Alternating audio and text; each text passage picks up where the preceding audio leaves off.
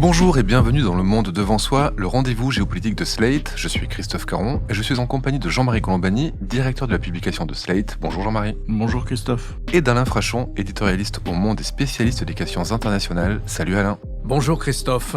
Vous le lirez partout en commentaire, c'est un discours sur l'état de l'Union offensif, quasiment une allocution d'entrée en campagne que Joe Biden a prononcée ce jeudi 7 mars devant le Congrès américain. Normalement prévu pour présenter le programme de l'année aux élus des deux camps, il fut l'occasion pour le président en place de faire mentir celles et ceux qui s'inquiètent de sa capacité à enchaîner avec un second mandat et de dresser le bilan de sa politique. Et il faut dire que sur le plan économique, ce bilan est bon, avec une inflation maîtrisée, un chômage bas et une augmentation des salaires réels. Mais un bon bilan ne suffit pas forcément à gagner une élection, surtout quand on se présente face à un homme qui se soucie aussi peu des faits que de la vérité. Ainsi, Joe Biden s'est montré particulièrement combatif à l'endroit de Trump et des MAGA, soulignant son attitude envers Poutine, son âge, pas si éloigné du sien, 77 ans contre 81, et des dangers qu'il fait peser sur la démocratie américaine. Joe Biden l'a compris, il y a un espace à occuper dans le marché des idées et 2024 sera la campagne de la défense des libertés civiques et surtout de la défense du droit à l'avortement remis en cause par la Cour suprême. Il n'ignore pas non plus la question de l'immigration, ciment du camp républicain. Sur le plan international, enfin on le verra, Biden a réaffirmé son soutien à l'Ukraine tout en prenant ses distances avec le président français Emmanuel Macron et il a envoyé des signaux en faveur de Gaza. Bref, un discours réussi à en croire la réaction de Trump qui a dénoncé juste après sur son réseau social, Truth Social, un discours clivant, colérique et plein de haine. Alors Jean-Marie, Alain, je vous propose de commencer par cette affirmation de Joe Biden. Il a dit « J'ai hérité d'une économie qui était au bord du gouffre. À présent, notre économie est littéralement enviée par le monde entier. 15 millions d'emplois ont été créés en 3 ans, c'est un record. Et le taux de chômage est au plus bas depuis 50 ans. » C'est vrai ça, Jean-Marie, il a réussi Joe Biden ? Oui, il a réussi à un point évidemment qui fait envie en Europe, notamment sur le taux de croissance. Mais c'est vrai qu'aux États-Unis, ils ont les GAFA, donc ces géants qui tirent au fond la croissance. Et donc le bilan de Joe Biden sur le plan économique est traditionnellement, comme le disait Bill Clinton, l'économie commande les scrutins. Là, ce ne sera manifestement pas tout à fait le cas parce qu'il y a à la fois, vous l'avez évoqué, le grand problème de l'immigration qui est vraiment une pomme de discorde et un abcès de fixation que Trump évidemment fait tout pour entretenir parce qu'il sait que Joe Biden est mal à l'aise là-dessus et que c'est une source d'impopularité. Et puis, il y a aussi les slogans à l'emporte-pièce de Donald Trump qui continuent à séduire une partie non négligeable de l'électorat. Ce à quoi il faut faire attention, c'est que ça n'est plus le même. On pense à Donald Trump première manière et il y a un certain nombre de gens, y compris en Europe, qui disent finalement, qu'est-ce qu'il a fait ? Pas grand-chose. Il a plutôt amélioré ceci, cela. Puis il y a eu les accords d'Abraham au Proche-Orient. Qui oublie l'essentiel, c'est-à-dire les liens de Donald Trump avec la Russie, ce qui devrait nous préoccuper aujourd'hui principalement. Mais ils oublient aussi que Donald Trump a fait travailler des équipes, alors que la première fois il avait été élu et non préparé, qu'on disait même qu'il ne croyait pas possible sa victoire, et que ça lui était un peu tombé dessus. Là, cette fois, il se prépare dans un sens qui devrait alarmer les Américains, parce que c'est dans un sens qui n'est absolument pas un progrès des libertés, et qui est au contraire la définition ou la redéfinition d'un pouvoir exécutif fort, plus fort qu'il n'est aujourd'hui, avec des tendances très clairement autoritaires. Et donc, c'est vraiment à la fois un des enjeux de la campagne électorale et probablement une des grandes préoccupations qui serait celle des Américains si Donald Trump venait à l'emporter. Donc voilà, on est devant ce paysage qui est quand même alarmant à plus d'un titre. Alain, Jean-Marie a souligné la présence des GAFA aux États-Unis, mais c'est pas les GAFA qui font que l'économie va aussi bien. 15 millions d'emplois, on les trouve pas que dans les secteurs technologiques, il y a aussi une réindustrialisation du pays. En économie, pour juger le bilan Biden, il faut regarder 2 choses. Il y a la conjoncture, et la conjoncture, elle est excellente. Elle n'est pas bonne, elle est excellente. Emploi, investissement, taux de croissance, la bourse aussi. Tous les indicateurs sont bons, y compris celui qui peut-être compte le plus d'après les sondages, c'est-à-dire l'inflation. Mais l'inflation, ça veut dire quoi? C'est l'évolution des prix. Et c'est là un des points faibles du bilan qu'a dressé Joe Biden. C'est que sa première année de mandat a été marquée par une explosion de l'inflation, et une explosion notamment des prix alimentaires à la consommation, mais aussi du prix de l'essence, mais aussi du prix des médicaments, mais aussi du prix des restaurants. Et les Américains n'étaient plus habitués à l'inflation. Nous avons traversé quasiment 25 à 30 ans sans inflation. Je vous interromps Alain pour vous donner 2 chiffres. En juin 2022, l'inflation était à 9,1 et elle est retombée à 1,8 cette année, ce qui est quand même une réduction assez sensible. Le problème de cette réduction, c'est qu'il faut attendre qu'elle soit dans les étiquettes, sur les étiquettes au supermarché, sur les étiquettes sur la note de restaurant et sur les étiquettes sur le prix des médicaments et du médecin. Et elle ne l'est pas encore. Et le souvenir de l'inflation devient un thème de débat économique. Combien de temps reste-t-on sur le souvenir de l'inflation? Pour le moment, c'est le souvenir de l'inflation qui a marqué les Américains. C'est vrai que les salaires ont augmenté entre-temps et que les salaires vont dépasser la hausse des prix légèrement seulement, mais quand même vont dépasser la hausse des prix. Mais il faudra attendre encore plusieurs mois pour qu'on s'habitue aux nouvelles étiquettes et pour que le sentiment que la monnaie a retrouvé son pouvoir d'achat s'installe dans la population. Ce n'est pas encore le cas. Et je trouve que c'est très intéressant. Ça pourrait arriver en Allemagne aussi, où l'inflation est restée assez élevée, plus que dans les autres pays de la zone euro. Donc vous avez ça. Il est jugé au fond là-dessus, plus que sur la conjoncture. Ça peut se dissiper naturellement. Ça peut disparaître. Et vous avez un autre élément pour porter un jugement. Le deuxième élément, c'est que Biden, c'est un homme courageux. Il a pris l'économie qui n'allait pas mal, contrairement à ce qu'il dit. C'est pas vrai que l'économie américaine était au bord de la faillite. Par exemple, le président Trump avait surfé sur les 8 années de rétablissement économique opérées par Barack Obama, on l'oublie, on n'en parle jamais d'ailleurs, au lendemain de la crise de 2008 qui avait ravagé les États-Unis. Donc c'était ça, les doubles mandats Obama, plus l'assurance santé, bien entendu, que Biden a amélioré. Mais Biden, lui, a investi sur les 25 années qui viennent. Il est le premier président américain à avoir réussi à faire passer un plan de plusieurs dizaines de milliards d'infrastructures, de rénovation des infrastructures américaines sur 10 ans. D'ailleurs, le secteur des BTP marche à plein. Mais les ponts, les aéroports, les ports, tout ce qui donnait souvent aux États-Unis, c'est ce mélange très bizarre de tiers-monde et de futurisme qu'il y a aux États-Unis, avec des routes complètement cabossées, et voilà. Eh bien lui, il est le premier. Tout le monde en a parlé de faire ce grand plan sur les infrastructures. Obama n'a pas réussi à le faire. Trump s'en est vanté constamment. Il n'a rien fait, pas un cent dans l'investissement de l'avenir, ni dans l'éducation, ni dans la technologie, ni dans les infrastructures, premièrement. Mais ça, sur le plan électoral, ça paye pas. Ça payera dans 10 ans, ça. On s'en rendra compte dans 10 ans. Ah, c'était du temps de Joe Biden que ça a été voté. Mais il n'y a pas de bénéfice politique immédiat dans un pays extraordinairement court-termiste. Ensuite, il y a l'investissement dans les nouvelles technologies, les technologies de l'avenir, celles qui doivent permettre aux États-Unis de maintenir leur leadership stratégique.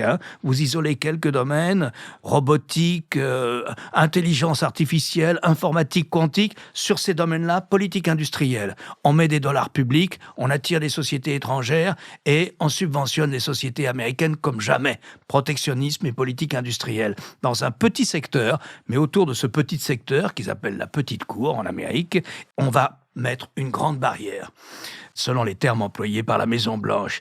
Enfin, investissement massif dans le gigantesque domaine de la transition énergétique. Là aussi, il s'agit, à coup de dollars publics, d'attirer des investissements étrangers. Lesquels investisseurs étrangers, s'ils viennent aux États-Unis, devront acheter américains pour s'équiper, mais pour faire la transition économique, la transition énergétique, la lutte contre le réchauffement climatique.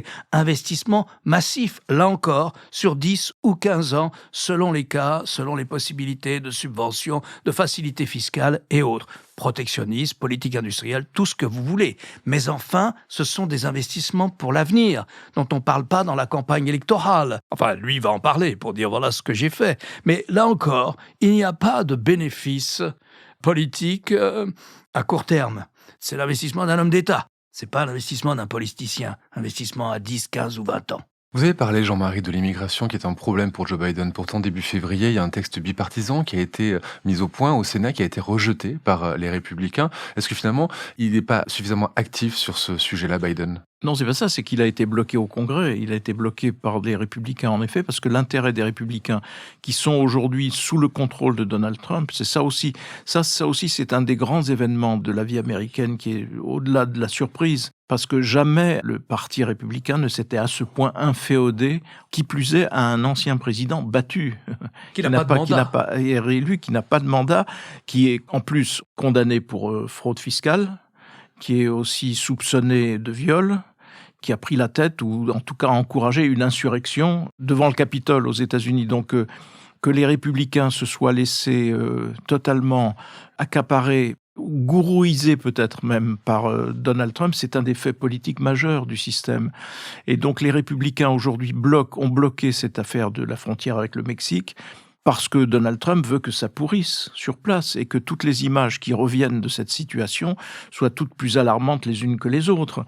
Et il y aura certainement, et il y a déjà un certain nombre d'orateurs qui parlent eux aussi du grand remplacement qui les menacerait parce que la frontière avec le Mexique laisse passer des flots de migrants. En plus avec des événements absolument tragiques. Il y a le gouverneur du Texas qui a installé au cœur du fleuve que les migrants traversent des barrières toutes plus dangereuses les unes que les autres, fait non seulement de barbelés mais aussi de morceaux de métal coupants pour décourager les... Enfin, on est là dans une vision de l'Amérique qui est terrifiante et que Donald Trump entretient cela pour éviter que le problème ne trouve sa solution et que Joe Biden puisse s'en prévaloir.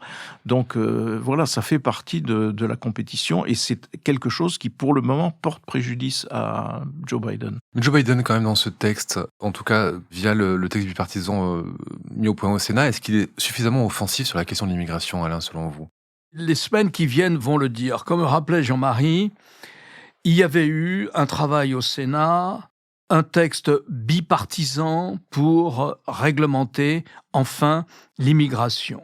Alors ce qu'on peut dire là, et c'était un texte qui donnait satisfaction à, grosso modo, au centre droit comme au centre gauche, qui n'était pas tout à fait acceptable pour la gauche du Parti démocrate, parce qu'il comportait des mesures assez dures, et qui n'était pas tout acceptable non plus pour le Parti républicain, pour l'aile droite du Parti républicain, celle qui joue sur le thème du grand remplacement. Mais enfin, c'était un texte qui consacrait la nécessité de lutter par des mesures, et le texte était très opérationnel, comprenait un grand nombre de mesures, grosso modo, pour diminuer drastiquement l'immigration. Il faut comprendre que pour la seule année 2023, 2 500 000 illégaux ont franchi la frontière sud des États-Unis. C'est pas rien. 2 500 000 illégaux ont franchi la frontière, souvent des familles entières, et que la situation à la frontière est totalement chaotique.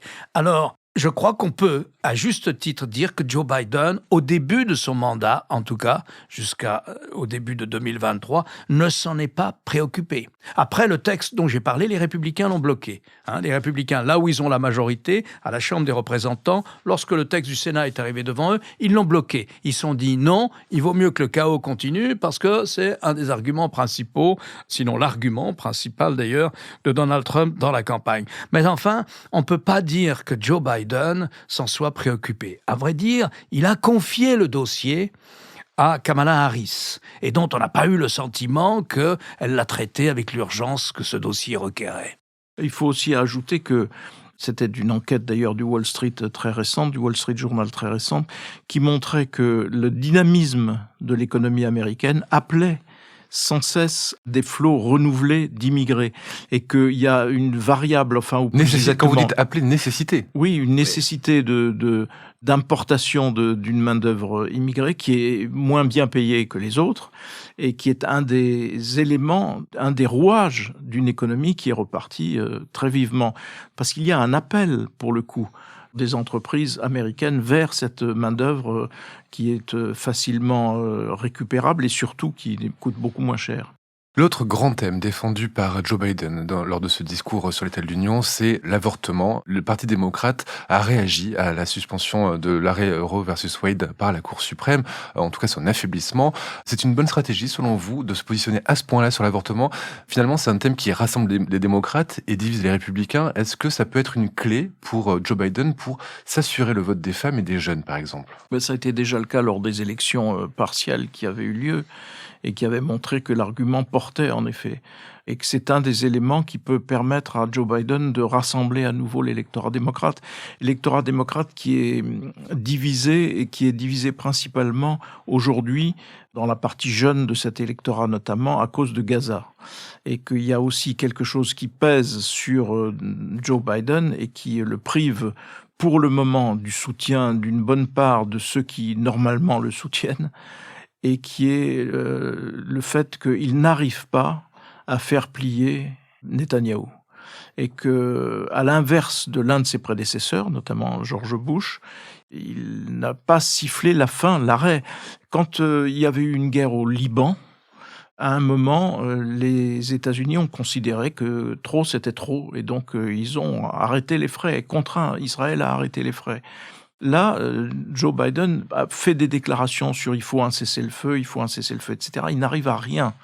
Et donc, ça ne peut que lui porter préjudice, parce que ça atteint même sa présidentialité. En tout cas, c'est quelque chose qui est un fort handicap pour lui, qui vient probablement aussi du fait qu'il est fondamentalement attaché à Israël et qu'il continue à vouloir aider Israël malgré un gouvernement israélien qui est devenu indéfendable. Alors il se replie sur l'humanitaire en essayant il lance cette idée d'un port que l'armée américaine va construire au large de Gaza pour permettre d'acheminer une aide humanitaire qui normalement devrait être acheminée notamment par le nord de la bande de Gaza, mais qui est aujourd'hui bloquée par Israël. On va revenir à l'avortement, mais restons un petit peu sur Israël et sur Joe Biden. Il a annoncé, comme vous l'avez dit Jean-Marie, la mise en place d'un port pour l'acheminement de l'aide humanitaire. Il a aussi intimé Netanyahou de laisser passer cette aide humanitaire en disant qu'on ne pouvait pas s'en servir que dans le cadre d'une guerre.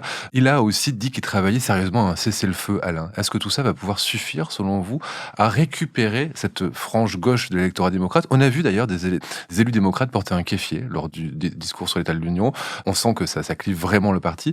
Est-ce que ces concessions, si on peut appeler ça des concessions, que Joe Biden fait, suffiront à rassurer les gens qui hésitent à le soutenir à cause de son soutien à Israël? Ce qu'il faudrait, d'une manière ou d'une autre, c'est des résultats. En août 1982, le président Reagan voit à la télévision les bombardements israéliens sur Beyrouth, en pleine ville, avec des bombes à particules en plus. Et il prend son téléphone, il appelle le Premier ministre israélien, Menachem Begin, il lui dit non, ça, faut arrêter ça tout de suite. Et ça s'arrête tout de suite. Plus tard, en 1991, en octobre, le président Bush père convoque une grande réunion israélo-arabe, qui est sans doute le moment le plus abouti, où on a sans doute flirté vraiment avec la possibilité d'une normalisation des relations entre Israël et le monde arabe. Enfin, c'est le début de ce long processus, mais ça comportait aussi un volet israélo-palestinien. Tout le monde est convoqué à Madrid. Et le Premier ministre de l'époque, Shamir, hésite, il est hésitant, il n'a pas envie de rencontrer les Palestiniens. Et le président Bush, donc je parle du père, dit, dans ce cas-là, je supprime la garantie du Trésor américain sur tous les prêts bancaires américains à Israël. Et M. Shamir a immédiatement pris son billet pour Madrid. Donc, il faudrait un résultat, que ça peut être à court terme le cessez-le-feu dont vous parliez avec Jean-Marie, le cessez-le-feu plus l'aide humanitaire, plus la libération des otages restants aux mains du mouvement islamiste Hamas, peut-être dans les semaines qui viennent. La négociation semble assez avancée. Elle a lieu au Caire par la médiation égyptienne avec le Qatar et les États-Unis. C'est possible, mais il faudrait un résultat. Il faudrait quelque chose de concret pour qu'on manifeste la capacité d'influence du gouvernement américain sur un dossier clé et qui résonne très fortement aux États-Unis, comme ailleurs, comme en Europe. Alors je ne sais pas ce que ça peut être. Ça peut être de mettre sur pied, si jamais Netanyahou est destitué, de mettre sur pied avec son prédécesseur le renouveau d'une négociation israélo-palestinienne. On n'ose plus parler de processus de paix, puisqu'il y avait beaucoup plus de processus que de paix durant les 40 années où ça a existé. Mais ça peut être ça, le renouveau, avec médiation américaine notamment. Mais quelque chose de concret. Ce qui passe pour un succès, entre guillemets, c'est jamais un succès, compte tenu du fait que la guerre était là. Mais voilà, c'est ça que les Américains attendent. Et ce qu'ils n'aiment pas, pour revenir sur ce dont vous parliez, avec Jean-Marie, ce qu'ils détestent, les Américains, même s'ils ne s'intéressent pas du tout à la politique étrangère, c'est que leur président donne une image de faiblesse, que les autres, lui, résistent. Ça, ils n'aiment pas ça. La complexité du dossier, peu importe. Mais il faut ça. Et vous avez là l'exemple de 2 présidents républicains. C'était une autre époque, mais pas si différente, qui, eux, ont fait savoir qu'ils prendraient des mesures, que ça aurait des conséquences si le Premier ministre israélien ne suivait pas leurs conseils. Je pense que Joe Biden a dû proférer des menaces à l'adresse du président israélien, parce que tout le monde sait bien qu'il y a un pont aérien quotidien pour amener les armes et les bombes qui tombent sur la bande de Gaza. Ce sont des armes américaines qui tombent sur la bande de Gaza. Donc je pense que Joe Biden a sans doute évoqué cette question ou flirté avec, mais il l'a fait en privé. Peut-être pour la raison que disait Jean-Marie, c'est ce grand respect, cet attachement à Israël, cette volonté comme ça de ne pas donner le sentiment qu'il allait blackbouler le Premier ministre israélien, dont il avait défendu le droit à répliquer après les massacres du 7 octobre dans le sud d'Israël. Donc c'est plutôt ça qu'ils attendent, du concret, que ce soit sur le plan humanitaire, avec les otages dedans, ou que ce soit éventuellement suivi par l'esquisse du début de la relance de pourparlers avec les Palestiniens. Revenons à l'avortement et plus généralement aux libertés civiques que veut défendre Joe Biden contre les libertés plutôt individuelles que veut défendre Trump. On est sur 2 manières de voir le monde. Est-ce que vous pensez que ce positionnement est audible dans les États-Unis d'aujourd'hui, Jean-Marie? Cette défense de la démocratie libérale, finalement, qu'on voit aussi attaquer en Europe et qu'on a beaucoup de mal à défendre. Elle est audible pour une bonne partie de l'électorat américain, pour au moins sa moitié, puisque une moitié a déjà voté pour Joe Biden et continue d'être affiliée au parti démocrate. Quelle influence ça peut avoir sur les indépendants, qui sont traditionnellement ceux qui font la différence aux États-Unis? Je ne sais pas. En tout cas, je pense que le thème de l'avortement est toujours un thème très porteur. Celui des libertés, il lui fallut peut-être, pour bien éclairer l'opinion américaine, qu'il y ait un procès sur le 6 janvier, sur l'épisode du 6 janvier et l'assaut contre le Capitole. Parce que là, ça donnerait vraiment la vraie mesure de ce que pense Donald Trump et du respect, entre guillemets, qu'il a ou qu'il n'a pas vis-à-vis de cet aspect-là de la démocratie américaine. Alors, on a droit à des échanges où Joe Biden met cela en avant et où, par ailleurs, Donald Trump fait campagne de façon absolument hallucinante, d'ailleurs, parce que ça devrait faire rire, mais ça ne fait pas rire. C'est même pris un peu trop au sérieux, où il fait campagne sur le thème « Attention, Joe Biden va détruire la démocratie. Il met en péril la démocratie. » Donc c'est un slogan comme un autre, mais qui passe à côté de la réalité de ce que prépare Donald Trump s'il était réélu, encore une fois, avec une dérive ou un virage carrément autoritaire.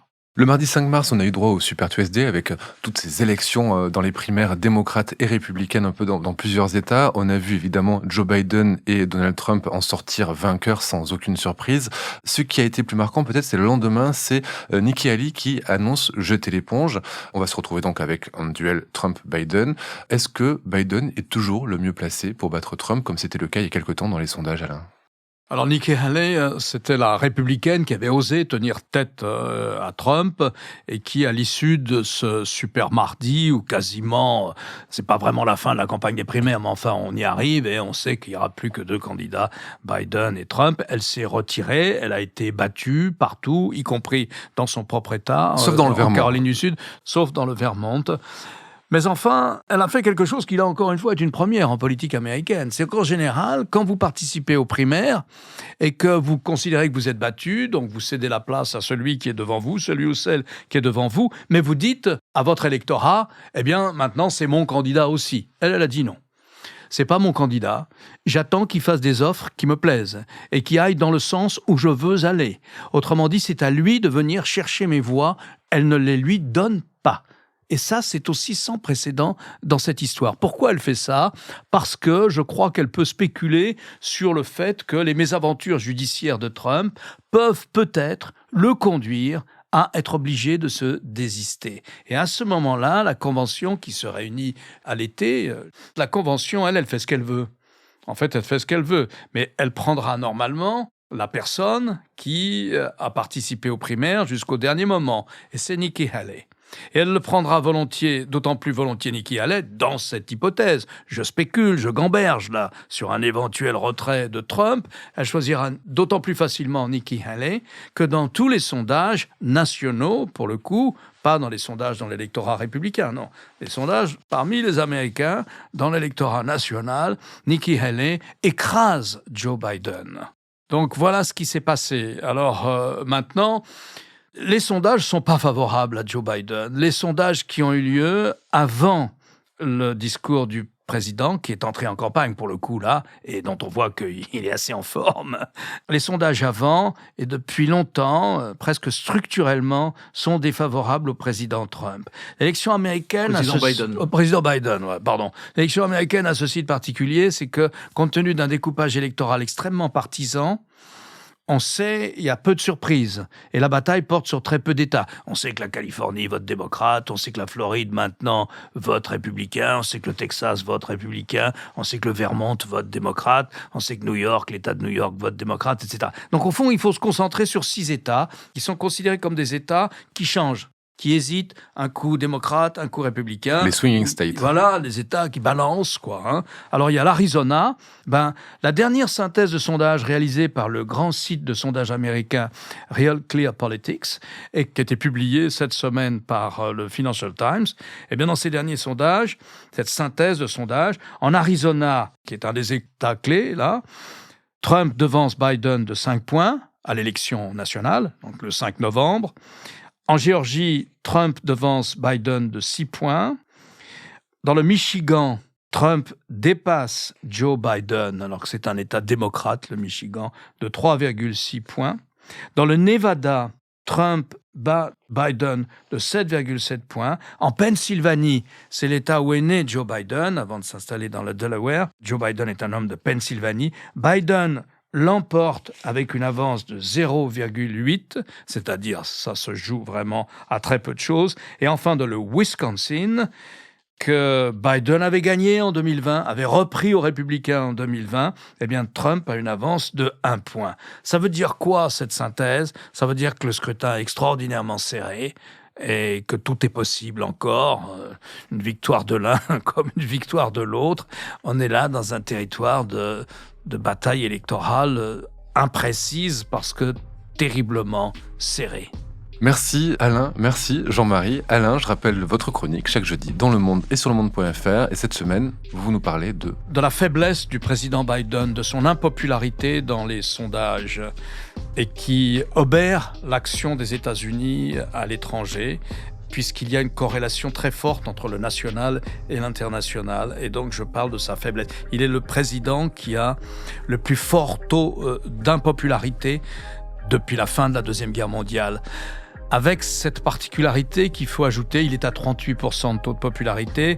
Trump est à peine plus populaire que lui. Trump est très impopulaire aussi. Trump est à 40%. Les autres présidents américains étaient à 50%, jusqu'à...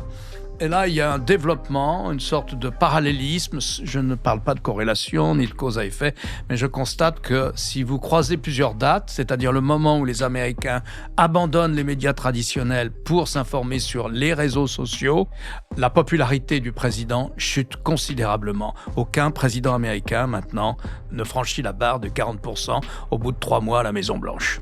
Jean-Marie, au menu de votre émission politique le jeudi sur France 24. On aurait pu enchaîner sur l'impopularité présidentielle en France d'ailleurs, mais on se consacre essentiellement aux suites de la petite phrase d'Emmanuel Macron sur les troupes au sol, qui est évidemment une extrapolation et une surinterprétation de ce qu'a expliqué Emmanuel Macron. Troupes au sol qui ne seront pas envoyées par les Américains. Joe Biden l'a bien rappelé lors de son discours. Oui, mais encore une fois, on fait une grande confusion parce que les troupes au sol, le discours d'Emmanuel Macron visait à dire les troupes au sol, elles y sont déjà. Et elles y sont d'autant plus que le chancelier allemand l'a dit. Et donc, c'était en réponse au chancelier allemand qui avait fait une mauvaise manière aux Français et aux Anglais, disant que lui refusait l'installation des Taurus, des missiles Taurus en Ukraine, parce que pour les utiliser, il fallait des techniciens pour les servir, donc des soldats allemands pour servir ces armes. Et donc, il y a des soldats français et des soldats anglais qui permettent aux Ukrainiens d'utiliser ces armes déjà. Et donc, c'est cela la notion de troupe au sol. C'est pas le premier régiment d'infanterie de marine. Je vous renvoie, auditeurs et auditrices, à l'épisode précédent du Monde devant soi dans lequel on traite largement de cette question. Merci, messieurs, et à la semaine prochaine. Au revoir, Christophe. Au revoir, Christophe.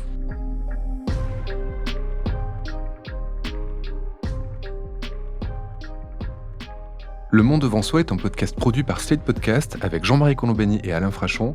Direction, production éditoriale, présentation Christophe Caron. Montage et réalisation Aurélie Rodriguez.